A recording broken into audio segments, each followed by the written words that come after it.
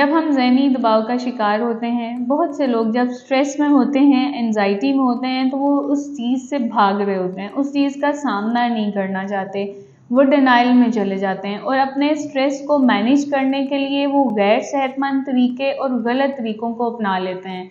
गलत तरीके कौन से होते हैं? जैसे कि सेल्फ हार्म, खुद को नुकसान पहुंचाना, सोशल मीडिया का बहुत ज़्यादा इस्तेमाल करने लग जाना। जब उस टाइम पे हम सोशल मीडिया का इस्तेमाल करते हैं, स्क्रीन स्क्रॉल करते हैं, तो हम अपनी प्रॉब्लम को कुछ टाइम के लिए भूल जाते हैं। बहुत ज़्यादा खाना या बिल्कुल खाने को छोड़ देना।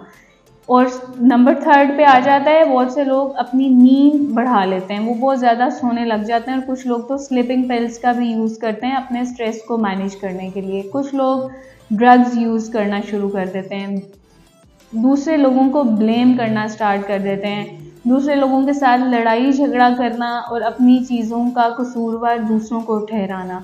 ये वो तरीके हैं जिनसे हमारा स्ट्रेस उस टाइम पे मैनेज होता है, लेकिन वक्त के साथ साथ ये चीज़ें हमारे लिए नुकसानदायक साबित होती हैं।